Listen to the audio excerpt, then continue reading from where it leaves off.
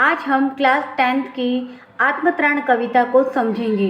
इस कविता के कवि रविंद्रनाथ ठाकुर हैं। रविंद्रनाथ ठाकुर बंगाल के एक संपन्न परिवार में जन्मे थे और इनकी जो एक काव्य कृति थी गीतांजलि, वो नोबेल पुरस्कार से सम्मानित थी। आत्मत्राण कविता का जो नाम है, आत्मत्राण का अर्थ होता है भय से छुटकारा। जो हमारी अंदर की आत्मा है उसके भय से छुटकारा।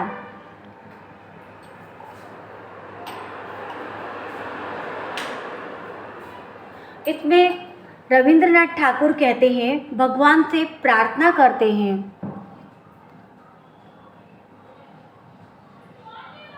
विपदाओं से मुझे बचाओ, यह मेरी प्रार्थना नहीं। कवि भगवान से कहते हैं कि हे ईश्वर, आप विपदाओं से मुझे बचाओ, ऐसी मैं कोई प्रार्थना नहीं कर रहा हूँ।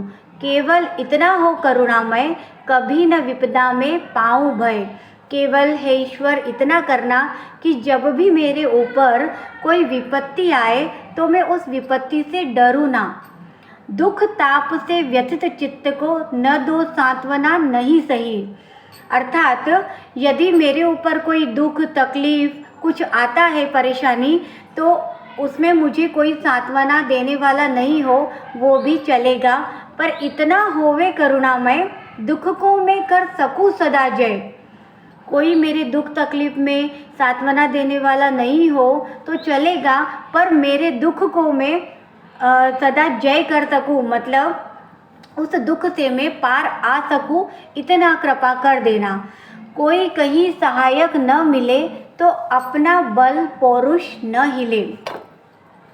इस पंक्ति में कवि कहते हैं कि यदि मैं विपदाओं में आऊं, कोई सहायता करने वाला भी ना मिले, तो भी जो मेरे अंदर का बल, मेरे अंदर की शक्ति है, उस तकलीफ को पार करने की, वो मेरा जो बल पौरुष है वो हिलना नहीं चाहिए। ऐसी कृपा है ईश्वर मेरे ऊपर करना।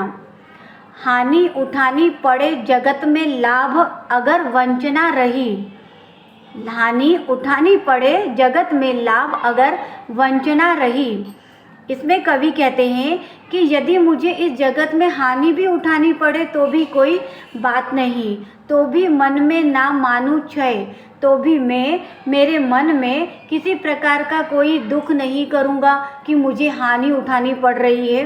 मेरा त्राण करो अनुदिन तुम, यह मेरी प्रार्थना नहीं। मतलब मुझे भय मुक्त करो, मेरे भय का नाश करो, ऐसी भी मैं कोई आपसे प्रार्थना नहीं कर रहा हूँ। बस इतना होवे करुणामय, तरने की हो शक्ति अनामय। इस पंक्ति में कवि कहते हैं कि मुझे भय से मुक्त मत करो भले, पर इतनी कृपा कर देना कि मुझे उस भय से तरने की शक्ति मेरे अंदर आ जाए, ताकि उस भय से मैं आराम से तर सकूं। मेरा भार अगर लघु करके न दो सांत्वना नहीं सही। मेरे जो दुख विपत्ति का भार मेरे ऊपर आया है उसे आप भले ही छोटा मत करो, मेरे दुख में मेरे सांत्वना मत दो, कि पर केवल इतना रखना अनुनय, वहन कर सकूं इसको निर्भय।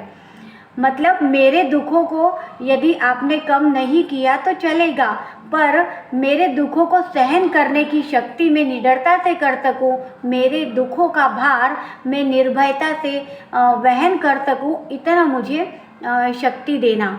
नत शिर होकर सुख के दिन में, तब मुख पहचानूं छिन छिन में। मतलब जब आपने मुझे सुख दिया, जब मेरे सुख के दिन थे, तो मैं आपका आभार व्यक्त करूं, हाथ जोड़कर सिर झुका करके, तब मुख पहचानूं छिन छिन में। मतलब सुखों के दिनों में भी मैं आपके मुख के सामने मेरे दोनों हाथ जोड़कर सिर झुकाकर आपसे प्रार्थना कर सकूं। दुख रात्रि में करे वंचना, मेरी जिस दिन निखिल मही। दुख को, अर्थात इसमें कवि ने दुख को रात्रि के रूप में बताया है कि जब सुख होता है तो वो दिन के समान प्रतीत होता है, और जब दुख होता है तो वो रात्रि के समान होता है। दुख रात्रि में करे वंचना मेरी, जिस दिन निखिल मही। मतलब मैं दुख को भी मैं ऐसे जीऊँ कि इस धरती पर मैं एक उदाहरण बन सकूं, इस धरती को एक नया श्रृंगार दे सकूं, इस धरती को एक नया रूप दे सकूं, दुख में भी मैं खिलूं, ऐसे मुझे आशीर्वाद देना भगवान।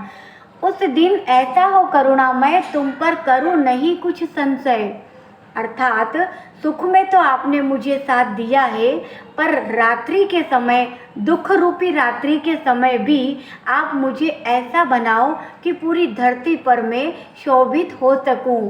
ऐसा करुणामय आप मेरे ऊपर कृपा करो कि मैं आपके सुखों की बौछार को कभी संशय के रूप में ना देखूं, कभी भी मैं आपके ऊपर संशय ना करूं।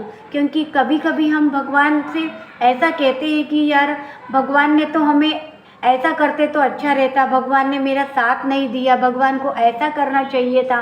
अर्थात भगवान के ऊपर शंका ना कर सकूं, क्योंकि वो उन्होंने जब हमको सुख दिया है तो वो हमें दुख देंगे, और जब दुख दिया है तो वो हमें सुख भी देंगे, पर दुख को थोड़ा कम करने की शक्ति भी वो हमें प्रदान करेंगे। इसमें हम उन पर कोई संशय ना करें। धन्यवाद बच्चों।